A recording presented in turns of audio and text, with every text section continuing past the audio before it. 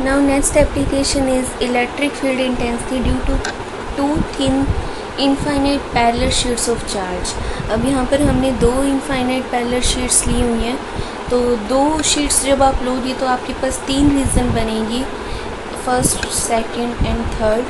अब दोनों पर फर्स्ट केस में हमने एज्यूम किया है कि दोनों पर पॉजिटिव चार्ज है and sigma 1 is greater than sigma 2 and both are greater than 0 means both are positive। So in reason 1 इसकी जो फर्स्ट शीट है E, उसकी वजह से जो E1 आएगा इलेक्ट्रिक फील्ड आएगा वो आउटवर्ड एंड नॉर्मल आएगा। B की वजह से यहाँ से चलता हुआ ये नॉर्मल आएगा, राइट। सेकंड रीज़न में क्या, इसकी वजह से आउटवर्ड एंड नॉर्मल, इसकी वजह से भी आउटवर्ड एंड नॉर्मल। सो ये डायरेक्शन आ जाएंगी E1 E2 की।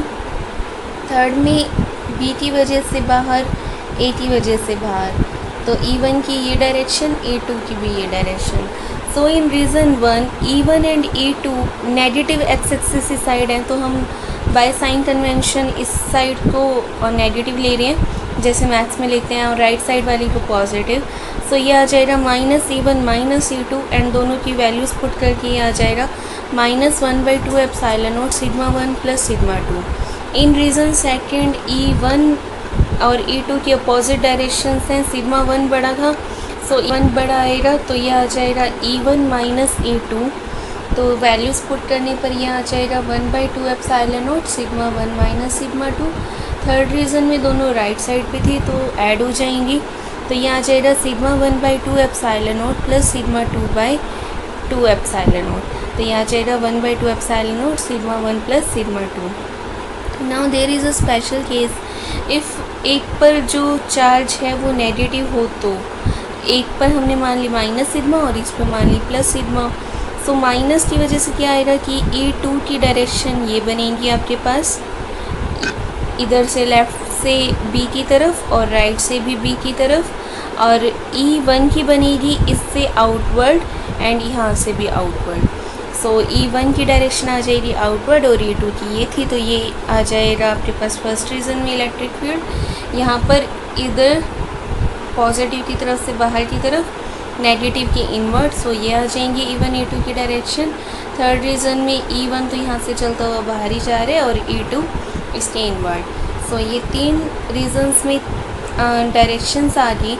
नाउ हम सपोज कर लेते हैं कि जो सिग्मा 1 है वो भी सिग्मा है, सिग्मा 2 भी सिग्मा है, बट नेगेटिव चार्ज के कारण यहाँ माइनस का साइन है। सो E1 and E2 equal and opposite हो जाएंगे, सो E will be 0 in reason 1। यहाँ पर दोनों ऐड होंगे और यहाँ पर फिर इक्वल एंड अपोजिट हैं, सो E will be 0 in reason third. So E1 आपका आएगा 0, E3 भी आएगा 0। सेकेंड में दोनों ऐड हो रहे थे, तो सिग्मा/2 एप्सिलॉन नॉट प्लस सिग्मा/2 एप्सिलॉन नॉट, ये हो जाएगा सिग्मा/एप्सिलॉन naught means constant. Hello everyone, welcome to a new class with a new content. In the previous lecture हमने डिस्कस किया था रोज थ्योरम एंड उसकी एप्लीकेशंस। रोज थ्योरम की नेक्स्ट एप्लीकेशंस है हमारे पास electric field intensity due to a thin infinite plane sheet of charge.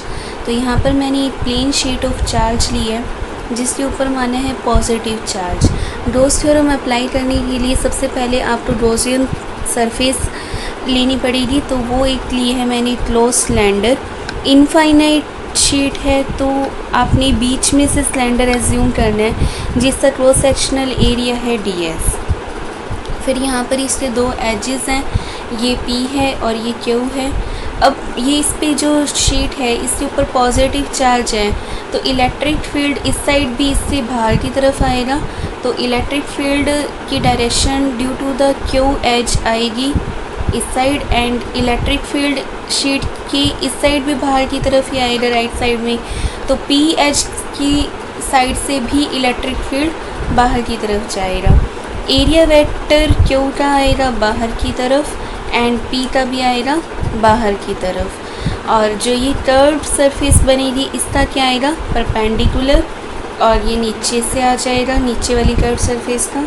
सो यहाँ पर हमने इलेक्ट्रिक फील्ड इंटेंसिटी जो कैलकुलेट करनी है, मान लेते हैं वो P पॉइंट पे करनी है, ठीक है। फिर इलेक्ट्रिक फील्ड जो इलेक्ट्रिक फ्लक्स की वैल्यू आएगी over this edges means P and Q edges जो हैं उस पर आएगी इलेक्ट्रिक फील्ड की value E dot D S. E और एन की डायरेक्शन हमने ऊपर देखी थी, left as well as right दोनों फेसेस के लिए सेम आ रही है।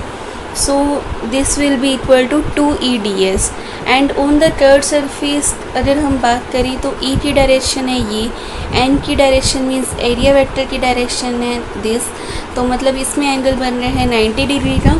सो on the curve surface of the cylinder E and N are perpendicular. So यहाँ पर इलेक्ट्रिक फ्लक्स की वैल्यू आपकी जब क्रॉस 90 आएगा तो 0 आ जाएगी। हैंस जो टोटल इलेक्ट्रिक फ्लक्स आएगा over the entire surface of the cylinder वो सिर्फ एजेस वाले की ही इक्वल आ जाएगा मीन्स 2EDS। नाउ सिलेंडर का हमने क्रॉस सेक्शनल एरिया माना था DS। So total charge enclose by the cylinder हो जाएगा सिग्मा DS।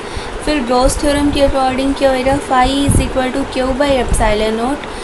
फाई की वैल्यू थी 2EDS एंड क्यू की है ये सिग्मा DS, तो यहाँ से E आ जाएगा आपके पास सिग्मा बाई 2 एप्सिलॉन नॉट। ये इलेक्ट्रिक फील्ड की वैल्यू है due to infinite sheet.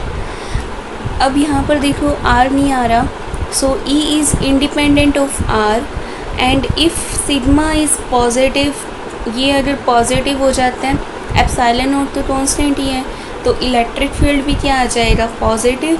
Positive मतलब uniform normal and outward from the sheet, positive के लिए आउटवर्ड होता है। सिग्मा अगर लेस देन 0 है, यूनिफॉर्म एंड नॉर्मल तो यहाँ पर ये कांस्टेंट है, और अगर हम सिग्मा कांस्टेंट ले लेते हैं तो यूनिफॉर्म एंड हो जाएगा नॉर्मल। और इनवर्ड क्यों आएगा, क्योंकि नेगेटिव चार्ज बन रहा है, that's why inward to the sheet. फिर है हमारे पास एक और special case, if the infinite plane sheet has uniform thickness.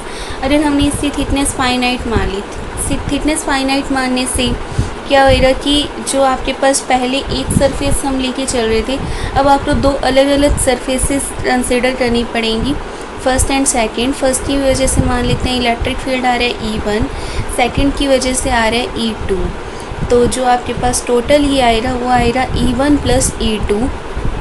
So E is equal to E1 plus E2, और E1 की वैल्यू आएगी आपके पास यहाँ sigma by 2 epsilon not, E2 की भी आएगी sigma by 2 epsilon not. Further जो डायरेक्शन है दोनों की सेम ही आएगी, बिकॉज पॉजिटिव चार्ज है तो आउटवर्ड ही आएगी, दैट्स वाई ये दोनों ऐड हो जाएंगे और आपको देंगे for sigma by epsilon not for infinite plane sheet having a uniform thickness.